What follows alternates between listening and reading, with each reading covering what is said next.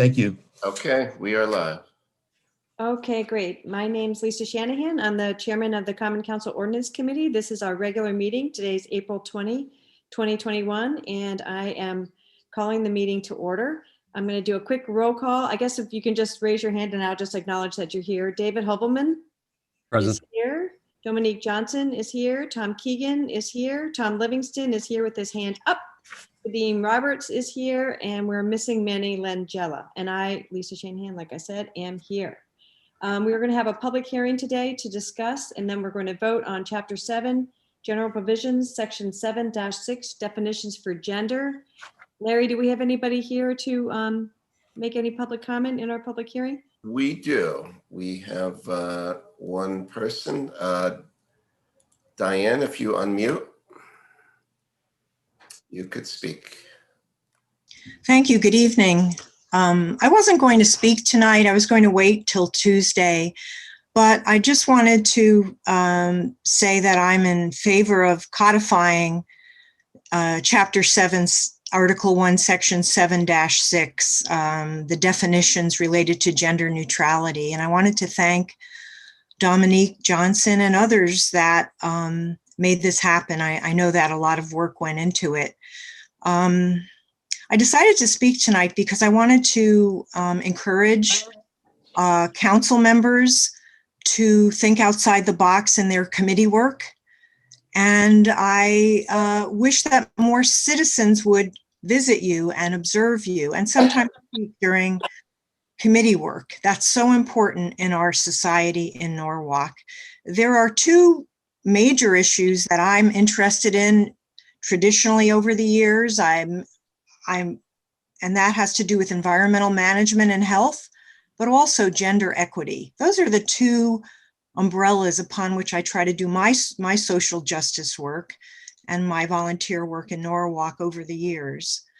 So lastly, I just wanted to say that I pray that the actions that I hope this committee will take tonight in passing and approving the gender neutrality language, I feel that, and I hope that that the work you're doing on this will be reflected in how we treat each other every day. Because words on a book are very important, but it's the practices, the actions that deal with gender neutrality that will make the difference in assuring that people of all demographics feel that they are treated fairly, no matter whether they are male, female, or any other designation. We have work to do, and I look forward to your work tonight. And I thank you for bringing this to the attention of our charter. And I pray that you will vote in favor. Thank you very much. Thank you, Diane. We appreciate your comments. So this is, just to be clear, it's an ordinance change. It's not a charter change. And is there any discussion following the public hearing? Because Larry, I believe that that's our only speaker tonight. Is that right? That's correct. Great, thank you. Do any committee members have anything further to say before we vote as to whether we should take this to our common council? Mr. Keegan. I would just like to thank Councilperson Johnson, because I know that she was a strong advocate of this, and it's her initiative, and she did a lot of work on it. And on behalf of the Republican caucus, that would be me. Thank you. Thank you, and thanks to your caucus. Appreciate it. Oh, sorry, Chair, I want to respond. Absolutely, I think that, thanks. Yeah. Does anybody else want to say anything before I thank Dominique very much for taking this bull by the horns and bringing it all the way through committee and working very hard on this language. It's taken several months for us to pull this together. Really appreciate your work, and I think it's paid off. So we really appreciate it. So unless somebody else has any other comments, we could take a roll call vote. Oh, Mr. Livingston. Yeah, I don't want to, it's all going to Dominic's head, but I want to thank her. But I think it's a really elegant solution to the problem in terms of, solving it in a very concise way that really covers it without, forcing us to redo everything. I just think it works really well. So thank you for that. Yeah, just to follow up on Mr. Livingston's comments, with the other alternative would have been to amend every single ordinance in the code to reflect gender neutral language, and that would be a prohibitive cost and a prohibitive process. So this is a really great solution, and Dominique, again, thank you for this hard work. So unless there's further comments, I'll take a vote now. Mr. Hovelman. Actually, Lisa, you need a motion. Oh, I need a motion. Motion. You're absolutely right. Dominique, why don't you make the motion? And Mr. Hovelman is now seconding the motion. Thanks, Tom, for catching me on that. And now, Mr. Hovelman, how would you like to vote on the motion that Dominique brought? I would like to vote aye. Thank you. Ms. Johnson. Aye. Thank you all. Terrific. Mr. Keegan. Yes. Great. Mr. Livingston. Yes. Mr. Roberts. 100% aye.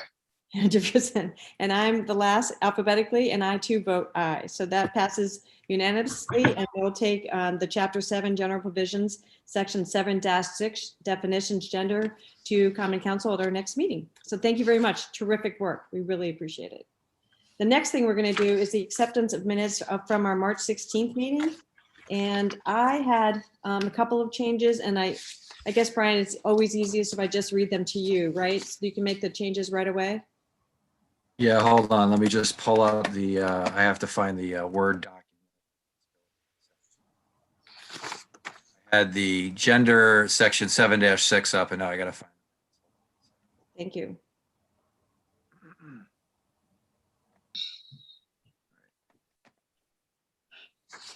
Go ahead. Okay, ready to go. So this is under section 6, old business, and it's Old on that second business. page at the top.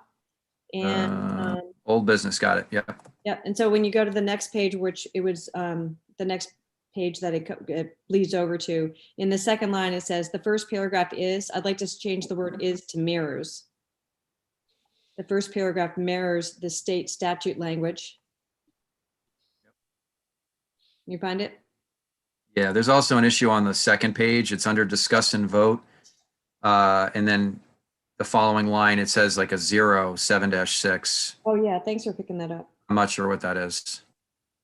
Yeah, I was having trouble with, yeah. So, I mean, just so everyone knows, I mean, you all know this, it's Chapter 7, Article 1, 7-6. So I don't know if you just want me to delete that 0 and just leave it as 7-6. Yes, I think so. I wasn't sure if that was a bullet point or what that was. Yeah, I'm not sure what that was, but, and Yeah, actually, I think we should probably move it up to the, okay, we'll just move on. Yeah, okay, thank you. And then, okay, so the first paragraph mirrors, I changed that word, and then it says and then it says and the means, I think the word the should be it. Where are we means to again? address. So the same paragraph, the same sentence I was correcting, the first paragraph. It means to address? Yeah, it means to address. It means to address, okay? And then that next sentence, I'd like to end that sentence after it says through each ordinance, I'd like it to say to update it for gender neutrality.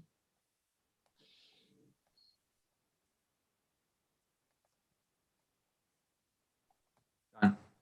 And then the last thing I want to do is that the next sentence says, Mr. Candela added that as they go through the ordinances in the future, they can make these, and I want to add the words gender neutrality changes. It just wasn't clear to me. And then the only other thing I wanted to do under new business, because we have another Keegan, and just because it gets confusing when you see them, I would just like to say Ms. Anna Keegan.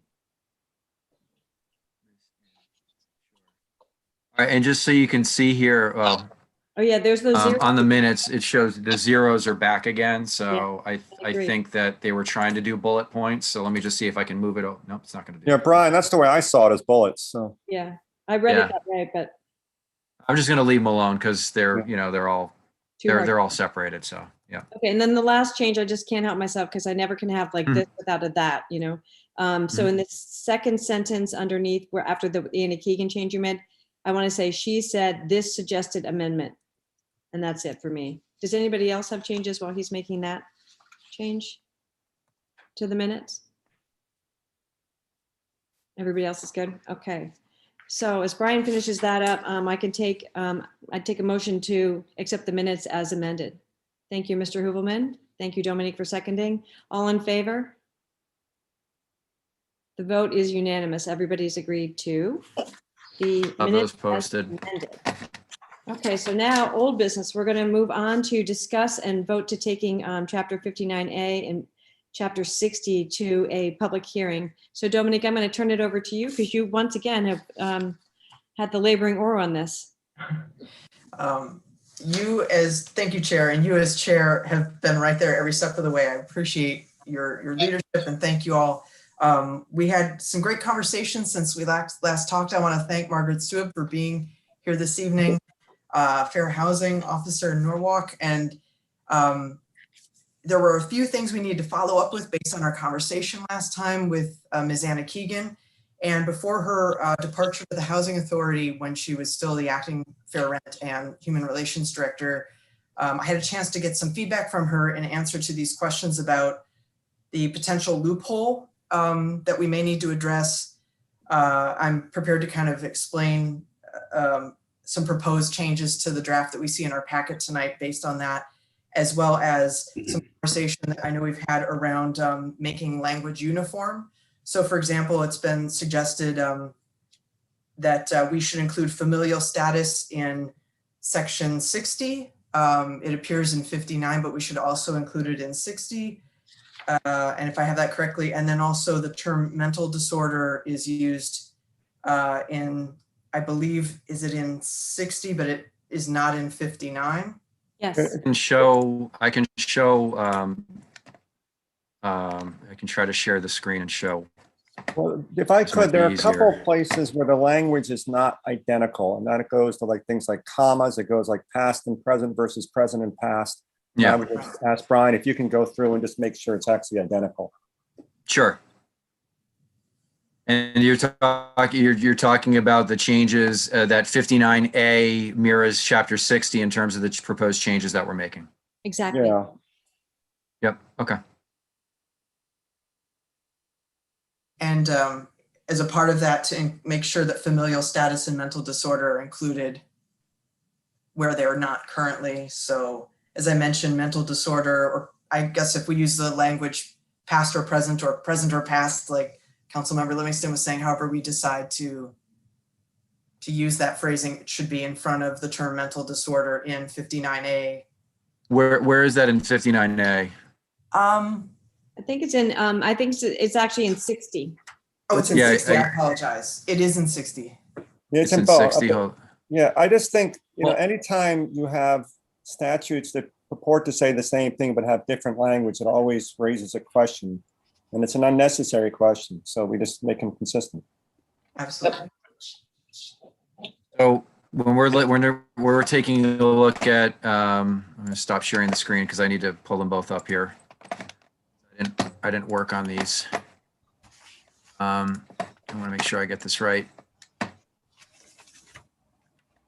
So if we're looking at 59A1, and it has 59A1A, which seems to have in 59A1, in 59A1, paragraph A has all the changes. Paragraph B has no changes. And if we look at 60-1, A has no changes, but B looks like, and C has no changes, but it looks like B has all the changes. And the Yeah. changes in 60-1B and the changes in 59A-1A seem to be that we're making very similar changes. We're supposed to be making the same changes. Is that accurate? We're supposed to make them parallel. They're not exactly parallel because in 59A, the word familial status appears, the words, but that does not appear in 60-1B. Yeah. And in 60-1B, past or present history of mental disorder appears, but it doesn't appear in 59A. So those are the Okay. two. Those are the things that don't match up. All the other language appears to match up. I heard something about mental disorder. Is that not in 60-1B and 59A1A? The mental disorder is not No. in 59. Right. I see a past or present history of mental disorder in 60-1B. Yes. And I see in 59A1A, present or past history of mental disability. Right, we switched to that Intellectual- language. We switched Yeah. to disability Yeah, mental disability, intellectual disability, learning disability, which is different than, so this one has present or past history of mental, and then it has disability, but this one also has past or present history of mental disorder. Right, so And this, we're. the other, and including both 59A1A doesn't have that. Right, and so What's that? your theory is that we're to include both disorder and disability because they could be different. No, Is I that thought right? I thought we switched. We talked about that and made it this mental disability, intellectual disability, and learning Disability, disability learning covered disorder. that. Okay, so we got rid of the disorder entirely, so then we should get rid of it entirely with. Yeah. Okay. I mean, I could be wrong. That was my understanding, though. To make it Yeah, I'm consistent. curious. Oh, sorry, go ahead. No, I'm just curious if there's any we lose, and maybe this is my question to Margaret Suib, like, do we lose any ability to protect people if we remove past or present history of mental disorder from this language? I don't think so, as long as you have past or present history of mental disability, and then the list thereafter. I mean, I think I said to you, it feels a little redundant to me to keep saying mental disability, intellectual disability, learning disability, physical disability, you could take out all the disabilities except the last one and just say mental, intellectual, learning, or physical disability. Yeah, that seems to make sense.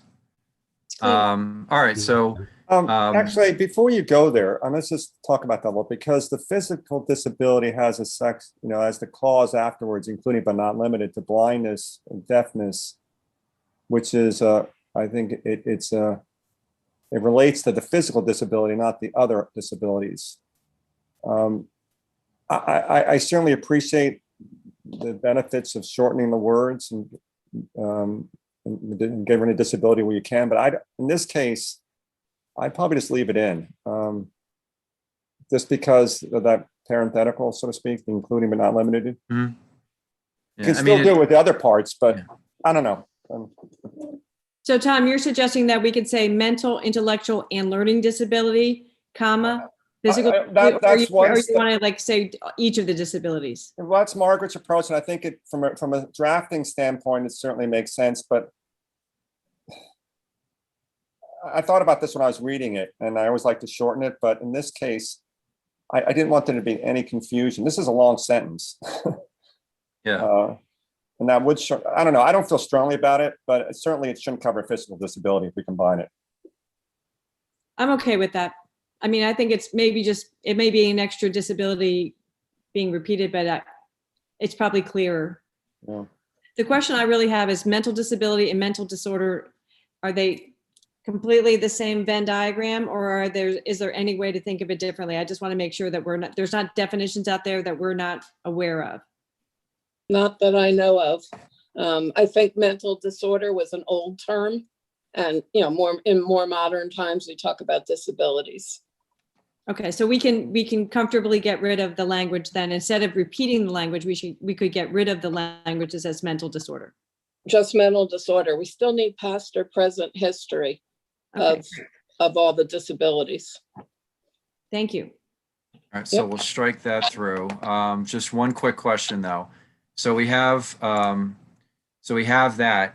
And we still have present or past history in the other one. So this makes them equal. This makes the language equal then, or similar, identical in both those two paragraphs. Now that we got rid of mental disorder and say past or present history of, and actually we have this twice. So we have past or present history twice in here. So I got to get rid of that. Thank you. All right, so we'll get You need that. Yeah, you that through. need the mental part. Yeah. Okay, so now we have that. Yeah. Brian, since I can't resist, you have to get rid of the comma before the parenthetical after sexual orientation. Mhm. Where is this? Hold on. 59A1A. I don't know if it comes up other places. I didn't draft this. Where are we, Tom? 59A1A, second line, after sexual orientation is a comma. Oh yeah, before the parenthetical. Yeah, I see it. Yeah, I don't think it's in the other ones. Thank you. Thank you for fixing. It is not. Also in 59A-2, under the heading discriminate, the list of protected classes should be the same as everywhere else. I Yes. think there should be uniformity across all these sections. We have heterosexuality, homosexuality, bisexuality, pansexuality, or asexuality, whether actual or perceived, gender identity or expression, lawful source of income. Familial status. We have familial status here, which is different. We want that, right? We want that though, should be- okay. That should be everywhere because that's part of state law. Yeah, And now Right. the mental disorder shows up again, so we need to. right, we fix- have to get rid of that.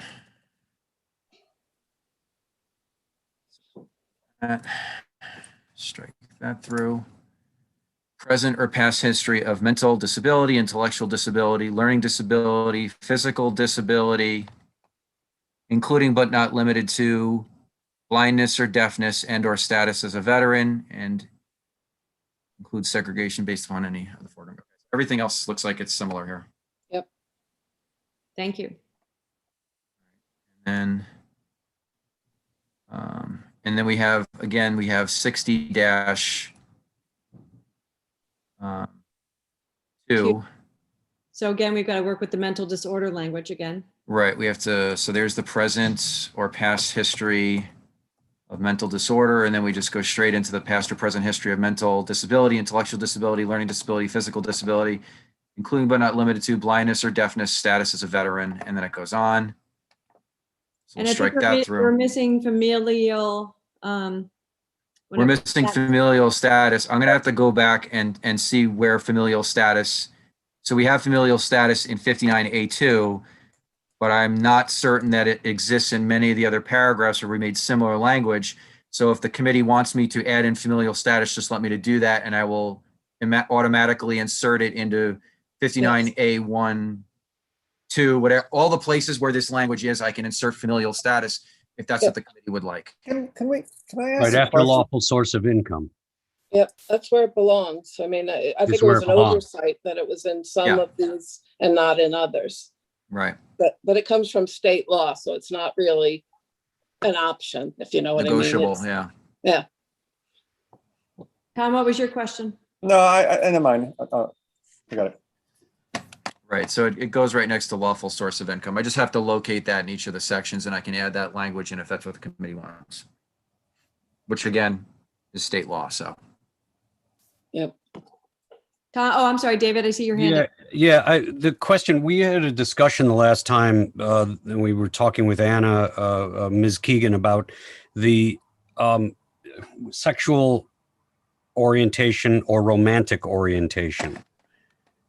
And that was sort of left up in the air about whether we needed to include romantic orientation as well, because romantic orientation is different than sexual orientation. So we did discuss that later with her, and there is what- no legal definition of romantic relationship, and we're concerned that we're creating a category that doesn't have law applied to it. So I think at this time we were reluctant to move forward. Okay, great. We had talked about it the last one. I didn't know there was a resolution to that, so thank you. I'm sorry. Also- Don't also do at the to state- share that because we spoke with Matt about it. And at the state level, if I were to bring a fair housing case based on what you might call romantic orientation, it would fall under sexual orientation. The state would take the case, but I agree, there's no legal definition of romantic orientation. So we're safer just leaving it as it Right. is. We can make the case already. Thank Right. you. No, Matt. that's great. I just wanted to know because we had had that discussion that there was resolution, and thank you. I appreciate that. Thank you, And Margaret. Are we still waiting to hear like what the loophole is? Because I don't want to lose track of that. Mhm. I from communication I had with Anna Keegan, Chair, I assume that was directed at me. Yes, it was. Okay, thank you. If you Yeah, didn't hear me so call out. I- your name. I'm thank you. I'm happy to relay the information that Ms. Keegan gave to me about this loophole. And I hope I do it somewhat justice here and try to be as simple and straightforward as possible. So when the state of Connecticut, what happened, and I don't know the history specifically, but they added to sexual orientation non-discrimination protections by adding new statutes, right? And I assume this happened after these codes were written here in Norwalk. So as I understand it from Ms. Keegan, we're referencing certain state statutes in 59 and 60, and just by default, a loophole that doesn't quite cover sexual orientation as written in the state law, because it's not referencing these specific sexual orientation, non-discrimination statutes. So she gave me the numbers, which are 46A-81C through 46A-81E. So I believe the suggested remedy would be to include those statutes whenever we see in our code reference to in violation of 46A to 64C of the general statutes of the state of Connecticut. And then add these numbers that reference the sexual orientation statutes, and that would mean that a loophole would be closed. So is that down in 59A-1 capital B? Let's Is see that- where it was identified to me. It's they're referenced in 59A-1B. That's right. They're referenced in 60-1C under unfair practice, and then they're also referenced in 60-5, which we had removed from our edit tonight. But this would mean we would bring that back because E there under duties and powers references these statutes. So she wants us to change the citations of the sections as they appear. I think to add, Yeah. yes, Which chapter are we talking about? Which 59 or A or 60? let's see, both 59A 59A. 1B is where section, it says, it references general statutes of the Connecticut, of state of Connecticut. So you would add after 64, 46A to 64C, you'd add and whatever sections you're talking about. Exactly. So so basically, the Corporation Counsel's office hasn't had the opportunity to look at this particular issue. So before we would make such a change, we'd have to take a look at that specific thing, because I was not the person working on this. I'd have to go back to Matt. I don't think it's going to be a big deal based on what I'm hearing here, but that would have to be, Matt would have to do some research and then speak with Dominique and maybe Margaret or whoever else might get involved. We could obviously make that change based on Matt's conversation at the next meeting. That's a pretty easy insertion. If these two are going, I mean, we've already made most of the changes. This is a pretty minor change, just adding a couple statutes after Matt takes a look at it. So we could certainly do that at the next meeting. Could we still? And vote if somebody could email me Oh, I'm sorry. what specific. Go. I'm What's that? sorry. I wanted you to finish what you were saying. I thought you were done. No, I was just going to say that if somebody can email me the proposed language with those statutes, I can email them to Matt and have him reach out to whoever he needs to speak to, and then I can get an answer. Then it'll make the changes even simpler at the next meeting, because I'm assuming there's not going to be an issue. I just haven't had a chance to take a look at those statutes. And I don't think anyone's proposing adding language, just proposing the citation. Because when the Yeah, just the original, statutes. when 46A to 64 was written, we didn't have sexual orientation. So when the legislature added it, they put it in a new section. So it's only the idea is only to add the reference, the citation to the statute. And, Yeah, and whether it's there To or me, that not, doesn't, yeah, it really doesn't matter, except it's good for our statutes or our regulations, our ordinances, not to seem to be out of whack with state or, state statutes. I mean, the protection's there, whether we say it or not. But Absolutely. why wouldn't we let people know? Exactly. And update our ordinances. To the extent that we can, to the extent that we can be accurate, obviously we want that. To the extent that we Yep. can inform the public as to where they can go to find the information, if we can make it easier on them, that's also important. Yep. So that would be I mean, if we're talking about a statute, that's an easy inclusion at the next meeting. And Matt can work with whoever needs to work on that in order to get that done for the next meeting. So should we wait to vote to take this to public hearing until that's made, or can we vote to take it to public hearing pending this change? You can take it to public hearing before the change is made. You can make changes prior to a public hearing. You can make changes after public comment and the public hearing takes place, after you hear from both the public and the committee members. There could be, it could be sent after the public hearing, it could be sent to the Common Council. And after the council hears from the public and from the council members, changes can be made to an ordinance to finalize it prior to its inclusion in the code. So there's nothing stopping this committee from sending 59A 1 and 2 and 60-1 and 2 to public hearing if that's what they desire, based on the changes that have been made, that have been approved and agreed on by the committee so far, and any subsequent changes that could be made following public hearing and public comment at the next meeting in May. Okay. David? Do we need to include 60-5 also, I believe was referenced as well then in the motion? Yes. Okay. So my understanding was from from Assistant Corporation Counsel Sapienza that 60-5 didn't have any changes in it, and that's why it wasn't included. But now it will. But now it will. Yeah.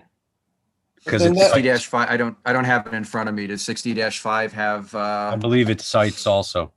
Well, then that would have to go to public hearing. And we can't send that to public hearing now because there's no change. right, because it's not, So on, kind of it's not like- on there. Maybe we wait till next month and do all this at the same Yeah, time. it sounds like it's just going to be cleaner if we do. Yeah. Okay.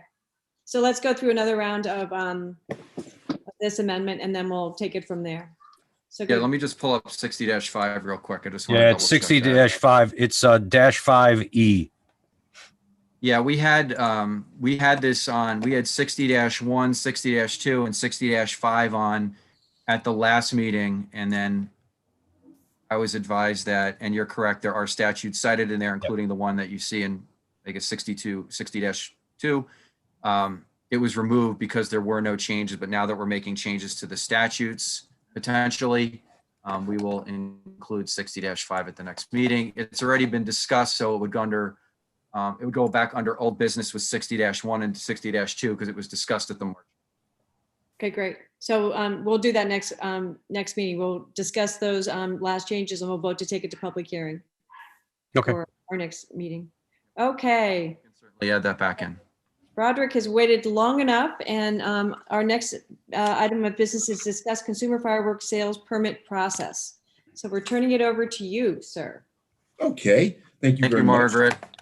Thank you, everybody. Yes, Thank you so Margaret. much. We really appreciate it. Welcome, Broderick. It's been a while. Yes, sir. How are you guys doing? Good, I Good. hope. For Congratulations. joining us. Yeah, big Thank you congratulations. very, very much. Spoil them and send them home. Okay, here we go. Well, what I'm looking at doing, and it was initiated by a call from a resident where a store on Winfield Street sold fireworks to their 14-year-old. Sparklers and fountains currently are the only fireworks legal in Connecticut. 16 and older, that's it. There's been some rumblings about Connecticut going to aerials and more larger fireworks. It's just rumblings. I talked to Mr. Duff before I called just to see if there was anything out there, and he said not on his side, but led me to take a look at the house side. So I'm going to work on that. What we're trying to do is get a permit for anybody that sells consumer fireworks within the jurisdiction. The state used to have mercantile occupancies. There's A, B, and C. The B is over 30,000 square feet. The Walmarts. B is 3,000 to 30,000. And C are the little small corner convenience stores. What's been happening? Folks drive down south, find a fireworks shanty, load their SUV, their pickup, or whatever the case may be, bring everything back up here, sell them out of the back of their vehicle to these small stores. Code requires a certain amount of grams that you can sell in the first place. But Connecticut's in a good spot because it's only sparklers and fountains right now. So what I'm proposing is to work something out that we can charge a fee for a permit to anyone that sells consumer fireworks within city limits. I'm sorry, Tom, you If I could, so I just want to clarify something, because I'm looking at section 38-7 of our ordinances that says, except as otherwise provided, the retail sale or use of fireworks or other articles of fireworks dependent on the principal effect upon explosion or detonation or burning is hereby prohibited in the city. So how does this play with this? okay, hold on a sec here. Give me that number again, please, Tom. It's 38-7. -7. Put it up on the screen, Broderick, if you want. Oh, Hold on. that'd be awesome. I don't think, let's see here. That's not the 29-306 we did, though. That was another, that's chapter 42A. Here, 1 second. I'm pulling it up right now. Well, take your time, please. So here is 38-7, unlawful sale of fireworks.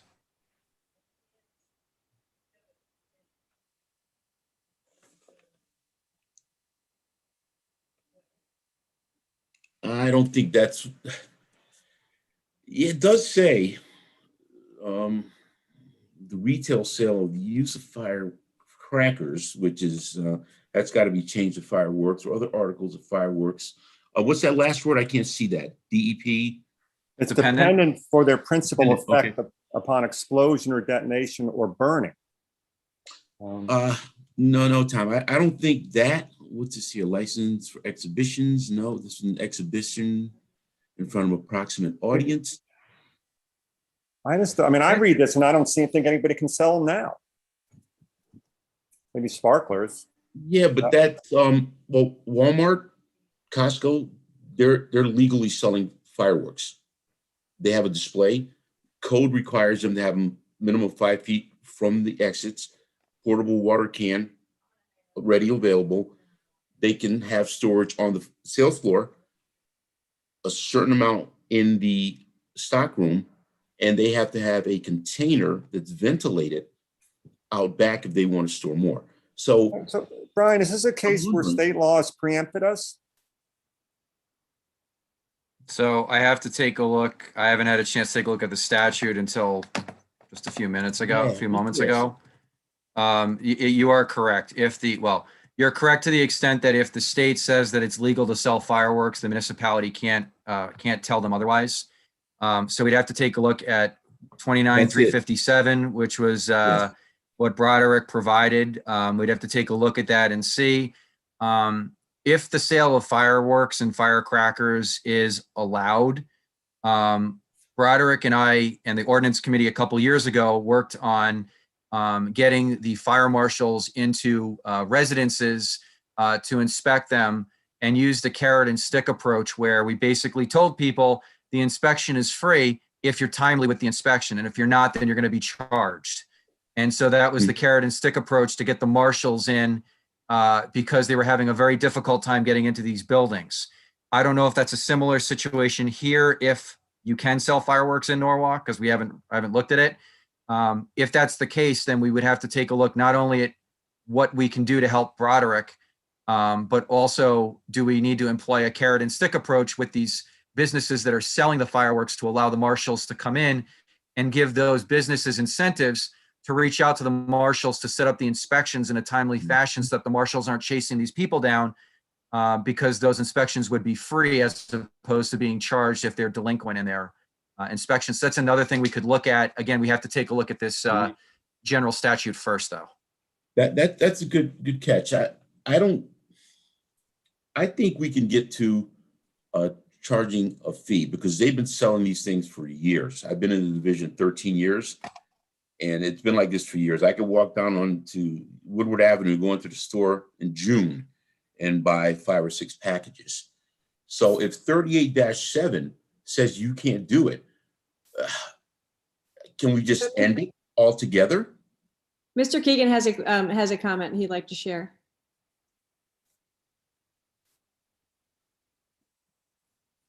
Yeah. Hi, Brad. Congratulations on the birthday. Thank you. Thank you very much. Around the year 2000, the state of Connecticut changed basically the definition of what we always knew as fireworks. and they differentiated between what the state now considers to be sparklers and fireworks. They're different. So what you see being sold at Walmart, those are actually defined and classified as sparklers. And I think it's, I mean, this is all chemistry, so it's about how much Yes, magnesium. and how much whatever, you know, incendiary chemical is in there. But I can tell you this, the possession of fireworks, what we know as fireworks, the ones that generate all the complaints to the police departments, those are fireworks. The mere possession of those are a crime. They are contraband. So I'm really not sure what we're trying to accomplish with, you know, a permitting process. We have to realize, you know, what we're actually trying to regulate is something that's, you know, and you mentioned Walmart, Brad. Yes. I believe that what Walmart sells are really classified or defined as sparklers. You Okay. must be 16 years of age in the state of Connecticut to even possess sparklers. So the sparklers we remember as kids, us old timers, sorry, the things you held in your hand, it looked like a punk stick. Yes.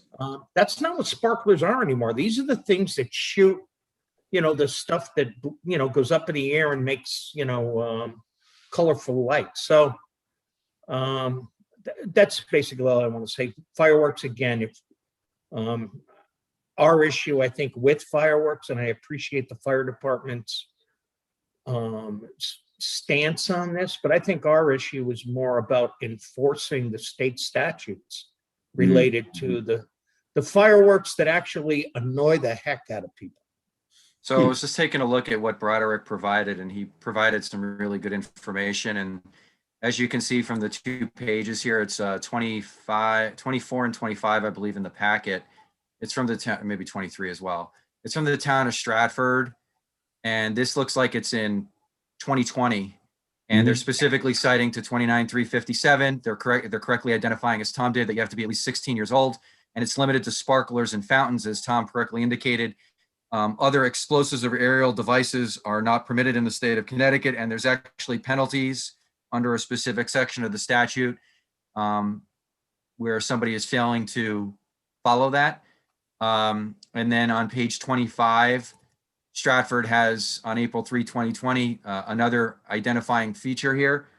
So what we might be able to do to get a better idea, number one, is to take a look at the statute and what it says, and to take a look at some legislative research articles to see what they say about this new change from April around 2020. We can also take a look at what Stratford's done, because it looked like Stratford has updated their position on this recently in response to what looks like it's going on at the state, and see how Stratford is handling this. Because as you can see here in Stratford, it says, in the event that your mercantile establishment wishes to sell consumer fireworks within the town of Stratford, a permit must be applied for through the Marshal's office. So it would be a way to figure out what a permitting process would allow the fire marshals to figure out who is selling fireworks, legal fireworks in the city of Norwalk. We could certainly inquire from Stratford and see what they're doing with their ordinance and their process besides what Broderick has here, and see if anyone else does something similar to this in other municipalities. But I think the primary thing is going to be to take a look at this statute and see what the legislative research says about it and what's recently been amended in it, as Tom pointed out, so we can figure out what it is that we're talking about here, because we don't have a definition of fireworks, or I know we don't have a definition of firecrackers, because I just searched for it on our ordinance. And I don't think I think there's only firecrackers shows up 3 times, and they're all in chapter 38. And if I take a look at fireworks, I guarantee you there's not going to be a definition that's going to pop up, but let me just take a look anyway. And while you're looking, it looks like Fireworks. Livingston has a comment. Yeah, Brian, I think there Yeah, is a go. definition. I think our statute, it sounds like our statute's been superseded, because it says fireworks dependent from the principal effect upon explosion, firecracker, detonation, or burning. Burning can be a sparkler, or it could be a Roman candle. So I think our definition's out of date. And it probably statute may not be any good, so we need to look at that. But let me go back to Broderick. Your goal is to require anybody who sells fireworks in the city, assuming we can do this, to get a permit, so that gives you the ability to go in. Okay, we already have the ability to go in. The question is, when we find them, we tell them to, you can't have these here, but we have no way of keeping them from storing them there, because we leave, they put them right back on the shelf. See, that's just, it's the ones that they buy outside of TNT fireworks, for example. TNT, they have the packages. It's what's in there. I can look and see what TNT has. I've got some photos of some displays. I can look at the packages, contact TNT to see exactly whether these things are sparklers or fountains, because anything that retorts or is an aerial is also part of that you can't do. So the fountains, it goes up, what, 3 feet? But if you get higher than that, it's an illegal firework, and that's what they're selling. The 29,295, Broderick, is what they were talking about in Stratford for the penalty. And it says here, any person who violates this provision of the fire safety code shall not be fined less than $200 or more than $1,000, or imprisoned not more than 6 months, or both. So, do we already? And when they stick it back, when they stick it back on the shelf, they're really, All right. So, Broderick, do you think that is like, if you had fines would that be helpful in your enforcement? I think so. Okay, so we already have the teeth to do what we need to do then. Yeah. So, I want to take a look a little bit more at this, because Other departments too. I brought, in fairness to Broderick, he raised this a while ago, and I haven't had the opportunity to look at it the way that I want to. And he did provide a lot of information for everyone to digest here. And I think between what he's provided and what he found in Stratford, we could certainly take a look and see how they handle it, see how others handle it, especially those that have seemed to respond to the recent amendment. Because ours is, I can tell you that if the change happened in 2020, I can tell you that fireworks and firecrackers haven't happened. This is the first time that they're coming to us now, and I've been doing this for almost 4 years now, or about 4 years now. So, so it's definitely not been changed since any amendment's been made by the state. Okay. Okay. Right, Okay. so that would be I have great, a Brian, if you question. could help us do that research. And David, looks like you have a question. Yeah, just a comment. It's sort of building off of what Mr. Keegan and Mr. Livingston said. It's the sparklers and fountains that the state in 29,357 seems to allow. So the question becomes: do we need to actually go look at our code 38, as Mr. Livingston brought up, and make that conform to 29,357, and then talk about the fining structure within there, so it gives a more local enforcement rather than a state enforcement as well. So So what I would tell you is that we can't enforce something that is contrary to state law. State would supersede us, and we can certainly follow their guidance, and they seem to have provided guidance here. It seems like it's pretty recent, and then it's just a matter of making sure that our ordinance mirrors what the state statute allows, one, and then two, how best to help the fire marshals deal with this. They have enough to deal with, and we want to make their policing and monitoring of this stuff to be as easy on them as possible, so that they can do it efficiently and move on to other items. Yeah, which is Brian, what I'm suggesting is revisiting that 38.7 and make that mirror what the state says, which gives, I think, then the marshals better authority within there.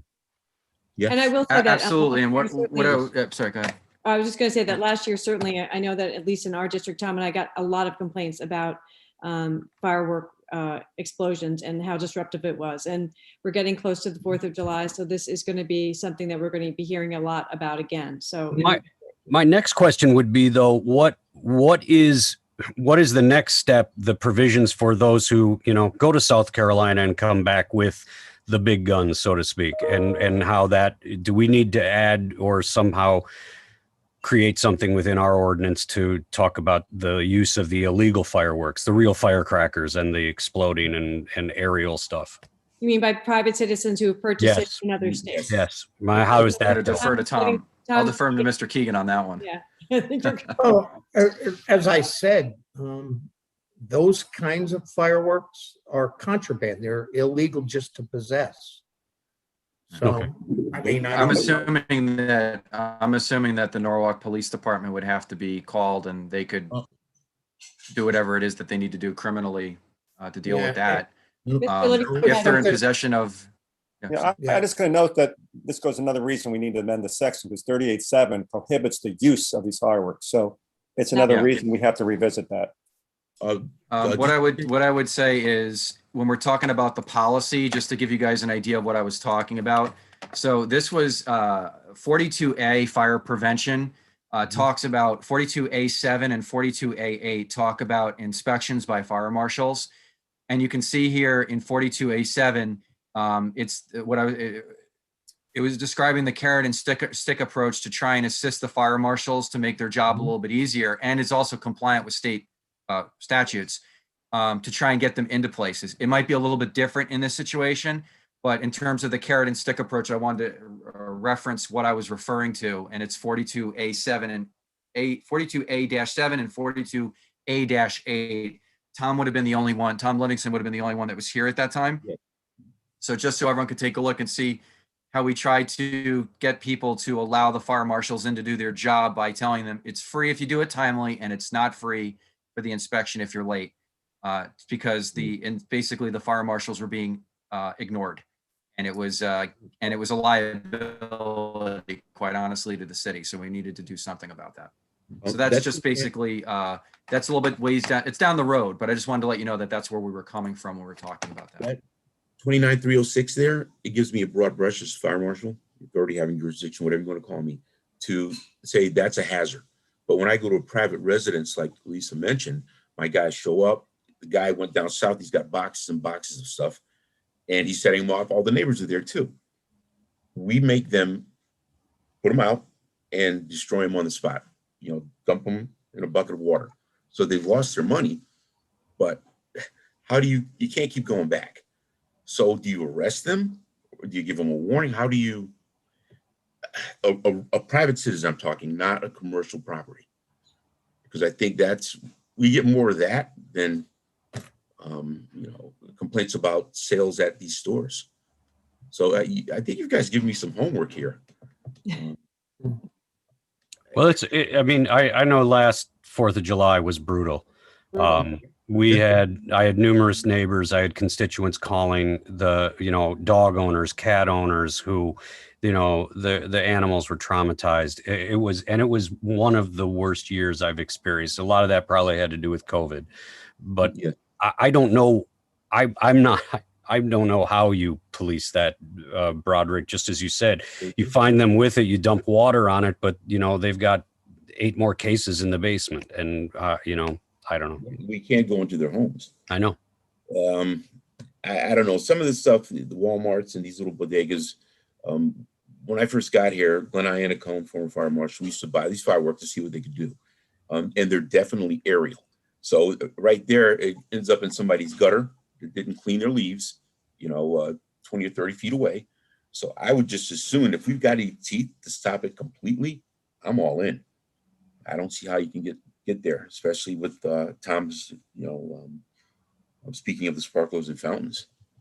Well, I mean, to me, it sounds like the commercial establishments, to the extent that the state mandates that they limit what they sell, because the rest of it is contraband, then we should update our statute accordingly, as everyone has suggested.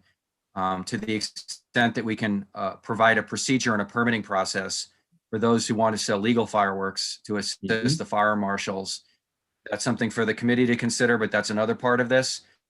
The private citizen who decides to do that, it sounds like that's more of a police issue, possibly a fire marshal issue if they get there, but it sounds like more of a police issue. And that might be a little bit further out than what we might be able to do, but to the That's extent that we can assist in the process and comply with state law, I would certainly recommend that. Kadeem, what would you like to say? I just think that if we could stop the supplier, it would make more sense, with the concept of the private citizen. You like Brian said, you allow the police to handle that. It does make sense because when I see fireworks within the mom and pop stores, they're different from the ones in Walmarts. They're not Yes. Roman candles. They're not like the little thing. These are M80s. These are things that are kaboom. These are like waking up the not even just the street next door to you, like the whole Right, block. right. So That I return- honestly think like we have to stop the mom and pop stores, because if we don't stop the mom and pop stores, I could say I'll put my trust in the police to handle whatever they got to handle in a private system, but as far as like the mom and pop stores, if we could, stop those, then they won't be distributed within the city too much, and 9 times out of 10, you all know, like half of the stores are closed 4th of July. So the last resort is for people to go to the mom and pop That's right. stores and receive it. And like, Roderick, I'm sorry, Kadeem. that's the main thing. But yeah, that's it. Yeah, Thank that, you. Roderick, I do have a question. If we were to have a permitting process, would it be an annual? Are you thinking whether it would be an annual permit? Would it be how frequently would the permits be? To me, it sounds like it would have to be annual. And then with every permit, would you have to go in and inspect the store to see what it is that they're selling for that year? Yes. And so that Yeah. means, would that have to all occur within a month or two of July 4th? time frame, yes, and they would have to contact us like they have with Stratford, and that way we know we're coming to see you. And Kadeem hit the nail on the head. The mercantile Class C's under 3,000 square feet, those are the ones, but you can't single them out. So that's where it gets tough. Walmart, they do it right. The Woodward Avenue store, not so much.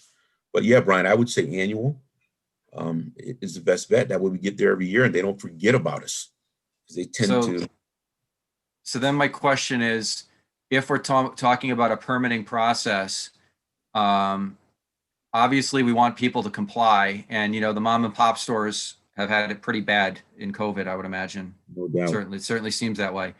In order to get you into the store, does it make sense to do, just thinking about it now and a little bit in advance, does it make sense to say, if you're timely with the request, if you're timely with the invitation to the fire marshals to come in, we're not going to Absolutely. charge you for the permit, to try and get you to get into these places so you can see them, Absolutely. to again make sure that what they're selling is appropriate, because they might not know that what they're selling is inappropriate. I'm sure that they don't have time to read these codes. You nailed it, Brian, that they really don't know. They just buy them from the guy that opens his trunk right in front of the store. But that's a good point. I think we could do that. We don't have to charge annual fees every time. Not only do we make sure they're selling the right things, we're telling them how to store them properly. We're telling them the quantities that they can have stored. And I don't think they understand that. A lot of them will, they'll comply. But yeah, I think we're on the right track here with that. That's a really good point. I mean- because if things aren't properly stored, it's a fire risk for the entire neighborhood. So Like next to a boiler from 1962 that had puffbacks, about 6 cases of there were cherry bombs. Yeah, that's Roderick, let me ask you this.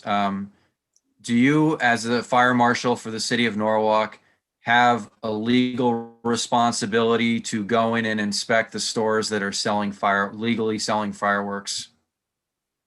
yes. If it's a commercial property, fire code gives us a broad brush.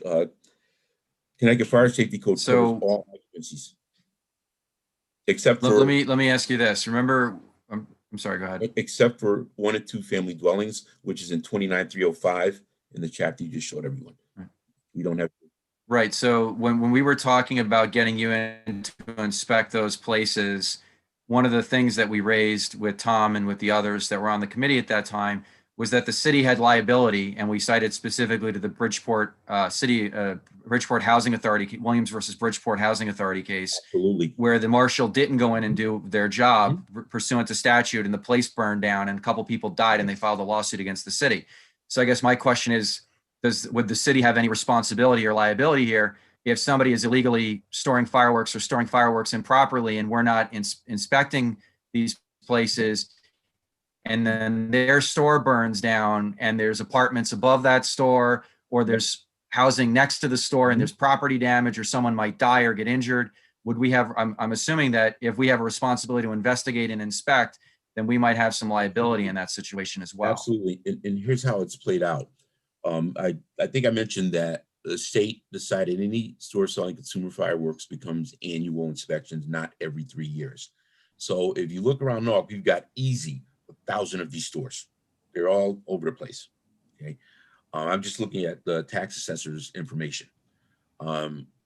So I would say yes, because now they've upped the game for us to get there to inspect annually instead of every 3 years. So if we don't get there, it's the same analogy. Yeah, it's a good analogy, Brian. Yes, we would be liable. All right. I would. I'm not an attorney or anything, but I would think that, you know. Well, I mean, settled. anybody can file a lawsuit. So, and you know, Settled.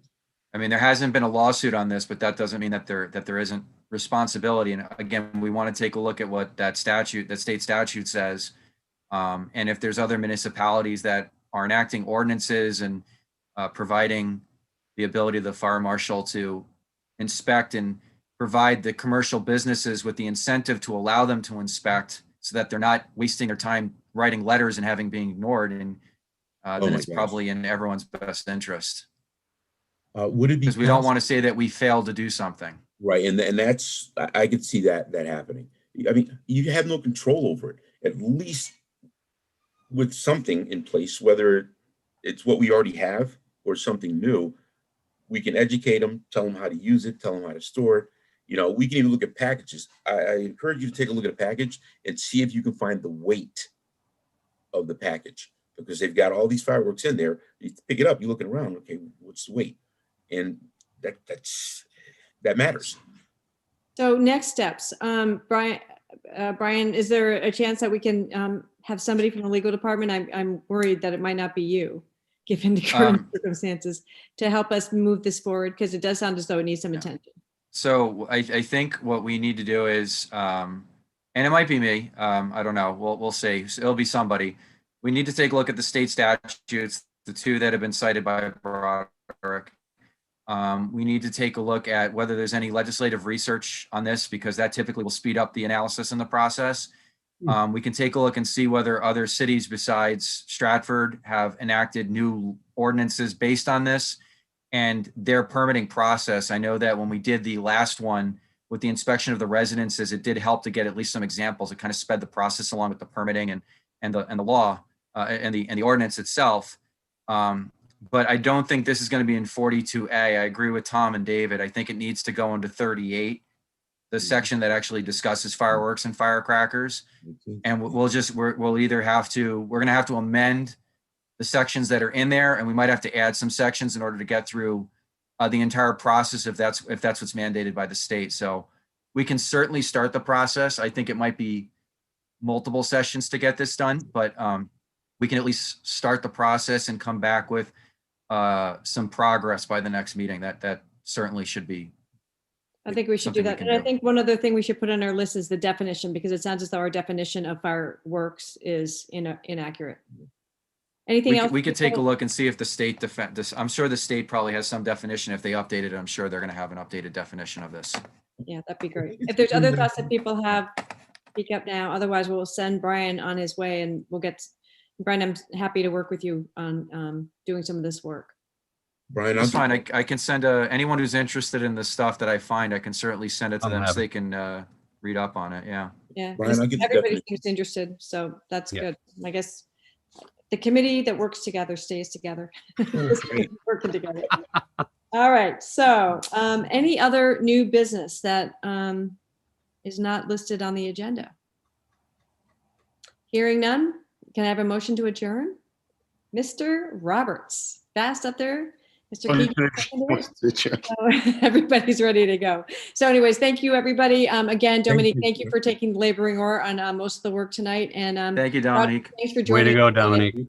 Yeah, and Broderick, thank you for raising this issue with us. It sounds as though this is something that really should be attended to, so we're appreciative of your concerns. Thank you, Broderick. Thank you, everybody. Good night, Broderick. Good night, everyone. Good night, everybody. Thanks, Larry. Thanks, Larry. Thank you, Larry.